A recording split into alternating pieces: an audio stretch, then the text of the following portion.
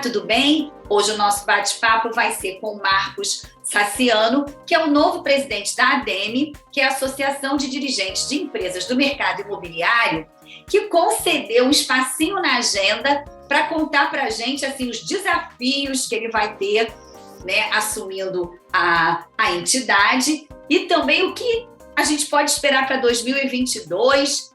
Enfim, ele vai falar sobre a Selic, tudo que a gente precisa saber para fazer um bom negócio na hora de comprar um imóvel. Obrigada, Marcos, por ter aceito o nosso convite. Olá, Cristiane, eu que agradeço pelo convite e pela oportunidade de estar aqui conversando com você sobre o nosso querido mercado imobiliário carioca. Sou um apaixonado pelo mercado e tenho certeza que esse papo vai ser muito bacana. Então, Marcos, vamos lá.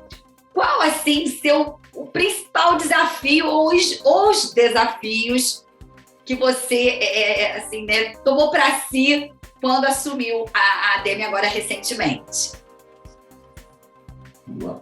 A primeira questão a minha gestão é uma gestão de continuidade. Eu recebi a ADEME das mãos do meu querido amigo Cláudio Hermolin, era vice-presidente da ADEME na gestão dele, e agora ele foi para o Sinduscom. A primeira questão é continuar o belo trabalho que ele fez nos últimos anos, né? Manter a representatividade da ADEME, que sempre foi uma entidade muito respeitada, tanto pela sociedade civil e pelo poder público, e eu digo respeitada pela capacidade que ela sempre teve de discutir em altíssimo nível, tecnicamente, com todos esses entes do setor público e civil, sobre a vida real dos investidores do mercado imobiliário, né, dos incorporadores e construtores, trazendo um pouco o lado prático, né, esse diálogo com o executivo, com o legislativo e judiciário, que a gente preza tanto, essa transparência na conversa. Assim, a ADEME fez no Código de Obras, cerca de 2, 3 anos atrás, no novo Código de Obras. Assim fizemos agora, esse ano, com a Lei do Reviver Centro, que é uma lei importantíssima para a cidade. Assim fizemos agora na Lei do Retrofit. E temos muitos desafios ainda, engajar cada vez mais associados, conversas importantíssimas que vão acontecer agora no início de 2022, ao longo do ano, né? Sobre principalmente o plano diretor, que é um divisor de águas, na nossa opinião, para o futuro do mercado imobiliário carioca. O plano diretor ele deve ser revisto a cada 10 anos, e agora é exatamente o aniversário de revisão do plano diretor. E ele trata sobre os rumos da cidade, para onde a cidade vai crescer, onde pode se construir mais, onde pode se construir menos. Trazendo números aqui para ilustrar isso, Cristiane, o mercado imobiliário em 2013, só para as pessoas terem, quem nos escuta, ter uma noção numérica, o mercado imobiliário em 2013 chegou a lançar 11 bilhões de reais em empreendimentos. O mercado imobiliário em 2021, nós devemos fechar com 6 bilhões. Ou então, seja, bem aquém, né? Quase a metade. Isso falando em valores históricos, sem reajustar nada, enfim. O plano diretor vai dizer se a gente vai no caminho da retomada desses 11 bilhões, a gente tem muito espaço para crescimento ainda, ou se a gente vai se manter nesse patamar ou até diminuir.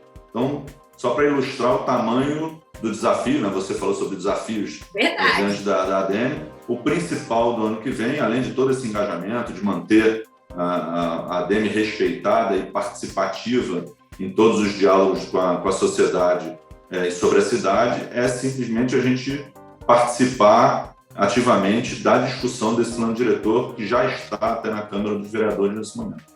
Marcos, então, pegando carona, assim, até recentemente também eu trouxe aqui o Washington Fajardo, né, o secretário, e ele falou para a gente muito sobre o Reviver Centro e outros bairros também, né, que fazem parte aí também da prefeitura para o próximo ano, e ele até citou essa sintonia, né, com a ADEME, enfim, que é muito importante. E assim, o Reviver Centro, porque não dá para a gente falar com você sem colocar, você até colocou realmente o plano Reviver Centro, como ele fica, porque assim, o centro ele já tem toda uma estrutura, né? Transporte, cultura, e assim, algumas construtoras já estão interessadas, até já lançaram na região, e esse desdobramento é muito positivo, né? Sem dúvida. O centro da cidade, se a gente for olhar como premissa, didaticamente, né, como premissas colocadas para o mercado imobiliário, ele tem todos os modais de transporte, né, perto da estação de trem, VLT, metrô, ônibus, obviamente, aeroporto. Né? Ele tem todas as condições geográficas, área de lazer, o Aterro do Flamengo como área de lazer, a Orla, hoje do Porto Maravilha, como área de lazer. A questão do centro é que, historicamente, ele se desenvolveu com uma tipologia de produto imobiliário única e exclusiva, quase que exclusiva, né, na imensa maioria, comercial. E um centro comercial, uma localização que tenha praticamente todos os seus imóveis comerciais, acaba vivendo de 8 às 6, de 9 às 5, de 9 às 6, acaba não tendo uma vida plena. Sim. Então, o prefeito, rapidamente, quando entrou, fechando um outro parênteses aqui, a pandemia certamente trouxe um desafio enorme para o centro, visto que ele era 100% comercial, ele ainda é muito, muito comercial. As pessoas foram para casa, o centro ficou muito deserto, então Verdade. Ele já vinha se esvaziando antes da pandemia, a pandemia foi um golpe de misericórdia no centro da cidade do Rio. O prefeito rapidamente percebeu isso, chamou o setor para dialogar, e o que culminou com o projeto de lei feito pela Secretaria Municipal de Planejamento Urbano, aprovado na Câmara dos Vereadores, chamado Reviver Centro. Esse projeto, basicamente, assim, de forma bem resumida, né, um projeto extenso, mas de forma bem resumida, visa em trazer população permanente, portanto, unidades residenciais, para o centro da cidade. Só dessa forma o centro vai ganhar mais vida, inclusive o Reviver Centro tem incentivos para que os incorporadores façam projetos no centro e, através de uma chamada operação interligada, possam levar benefícios para outros empreendimentos fora do centro da cidade, uma situação específica dessa lei. Mas, de forma bem resumida, trazer população permanente para o centro da cidade que possa equilibrar um pouco essa falta de residência e, no final do dia, falta de vida, né? Se você tem população, você vai ter comércio. O centro tem uma área cultural maravilhosa, teatros, museus, bibliotecas, enfim, tudo que a gente sabe muito, muito bonito, histórico no centro da cidade, trazendo população permanente. E a gente tem exemplo, eu gosto sempre de ilustrar minhas opiniões com exemplos. Há cerca de 60 dias atrás, o Reviver Centro foi aprovado agora em julho, final do primeiro semestre. Há cerca de 60 dias atrás, foi lançado um empreendimento ali perto da Praça da Cruz Vermelha, muito bem vendido, quase que 80% vendido no seu lançamento, e outro empreendimento, esse com unidades de 300, 400 mil reais, de quase 300 unidades, vendido totalmente no primeiro final de semana do lançamento, que fez com que o incorporador até antecipasse futuras fases. Então, o centro tem uma demanda, o carioca precisa frequentar mais o centro da cidade. A gente, em conversas até com o próprio Fajardo, a gente diz, quanto mais o carioca frequentar o centro, mais ele vai gostar do centro. Acaba frequentando pouco, né? Isso, porque acabei te cortando, mas assim, eu acho que às vezes até da gente mesmo existe um certo, não vou chamar de preconceito, mas a gente às vezes não vai visitar e assim, tá todo transformado, né? Tem o lado do Porto também, pro lado de São Cristóvão também, ali o Bioparque agora, e São Cristóvão também tem transporte, né? Tem tudo, é um outro, acredito eu, que deva estar também aí, né, nos olhos. A gente sabe que a Concal também, por meio do selo Habitar Mais, está investindo lá com empreendimento com foco no primeira moradia, com foco no investidor. E era isso também que eu queria pegar esse gancho e falar com você, assim, essas unidades assim, compactas, a gente sabe que com a pandemia as pessoas estavam buscando imóveis maiores, a gente sabe que houve essa movimentação, o mercado reagiu muito bem, né, na ponta, né, o lado do segmento econômico e o alto padrão, né, porque o que se lançou, principalmente aqui no Rio de Janeiro e na Zona Sul, a gente só recebe notícias de sucesso de vendas. Mas nesse período tivemos também hotéis se transformando em residência por conta do retrofit, né, alguns na própria Zona Sul, outro na Barra também, na Barra até um hotel e um motel que vão se tornar residências. Então, essa movimentação toda e essas unidades compactas também, vem de encontro a essa demanda que também estava reprimida por imóveis compactos, com área de lazer itens compartilhados e próximo a metrô, próximo a isso que você falou, ao trabalho, enfim. O que você pode me dizer disso? Eu estou totalmente errada? Não, absolutamente, você está certa. Isso traz uma reflexão interessante, né, Cristiane? Por que essa demanda estava reprimida? Porque se a gente for pensar, há 2 anos atrás, quando a gente teve a revisão do Código de Obras, antes disso não era possível projetar, não é que os arquitetos nem os incorporadores não quisessem, não. O Código de Obras tinha sérias restrições e inviabilizava projetos com unidades muito pequenas, que já eram lançados desde 2017 em larga escala em São Paulo, por exemplo. Então, essa demanda reprimida, a gente fala muito sobre oferta e demanda, os incorporadores não conseguiam, melhor dizendo, fazer esses produtos que já sabiam que eram demandados pela sociedade e pelos clientes, mas não conseguiam fazer no Rio por causa de uma falha na legislação. Bom, a gente vê como que a legislação vai tendo que se adaptar à vida na cidade e aos compradores. A legislação fez uma adaptação, permitiu também uma questão de o incorporador projetar menos vagas, cada vez mais as pessoas querem menos carros, e a legislação não permitia isso. Verdade. Por isso que você vê esses empreendimentos nascendo perto de modais de transporte, sejam trem, BRT ou metrô. O Código de Obra permite que você faça menos vagas. Hoje os jovens, na sua maioria, nem desejam mais ter carros, né? É verdade. E a gente não conseguia fazer isso. Então, esses imóveis sim tinham uma demanda muito reprimida. Nós tínhamos muita vontade de projetar. A gente tem no Rio uma característica, podemos passar por momentos de turbulência, mas a característica do Rio é latente no que tange ao turismo, e receber esses turistas também em apartamentos menores também gera rentabilidade para o investidor. A gente acabou de ver um caso importante no Arpoador, o empreendimento ser praticamente todo vendido no final de semana, e tinha exatamente essa pegada de unidades pequenas, iniciativas em São Cristóvão, no centro, em outras localizações também bem-sucedidas. Então, você vê como que às vezes uma adaptação na legislação, e por isso, volto a falar, a ADM, tão importante em trazer essa vida real para o poder público, em trazer essas demandas e eventualmente esses vícios na legislação, acabam gerando um novo mercado. São Paulo já fazia isso em larga escala, lançava bilhões de reais, e a gente não podia fazer isso. Quando a gente começou a poder fazer, olha que mercado novo surgiu, e um mercado super saudável.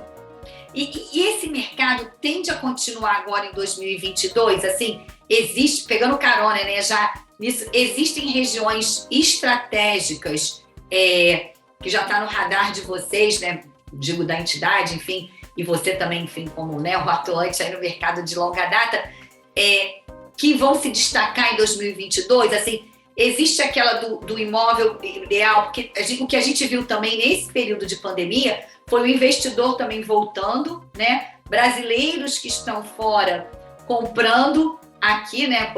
Investindo aqui mesmo em imóveis aqui, enfim. E até estrangeiros também, né? O que você pode comentar sobre isso? Olha, minha visão é a seguinte. A pandemia nos trouxe notícias e dias terríveis, nem vamos comentar sobre isso. De fato, um momento terrível e que não desejamos nunca mais. Mas olhando sobre a reflexão do mercado imobiliário, o que ela trouxe para cada um de nós foi uma reflexão forte sobre a nossa relação com o nosso imóvel, com a nossa casa. Quantos de nós aqui não reformamos a nossa casa, ou conhecemos alguém que reformou, ou conhecemos alguém que deseja ir para um imóvel maior, conhecemos alguém que deseja morar num condomínio em que os filhos tenham mais lazer, porque afinal de contas passou tanto tempo em casa que preferia ter um lazer, né, ao seu alcance, ou alguém que queria fazer a situação profissional e agora no modelo remoto ou híbrido que aconteça, passar mais tempo em casa trabalhando e precisa de mais um quarto. Onde que eu quero chegar? A gente está revisando o nosso conceito de moradia. E as empresas passaram esse momento crítico de pandemia pesquisando muito esses desejos do seu cliente. As empresas estão muito preparadas para oferecer produtos muito adequados a esse novo momento das pessoas. As empresas desenvolveram muita tecnologia, muito acesso aos seus clientes, muitas pesquisas. Então, essa questão de áreas específicas da cidade, falando um pouquinho sobre essa questão geográfica, depende muito do perfil, né, do cliente e do montante a ser investido, claro, né?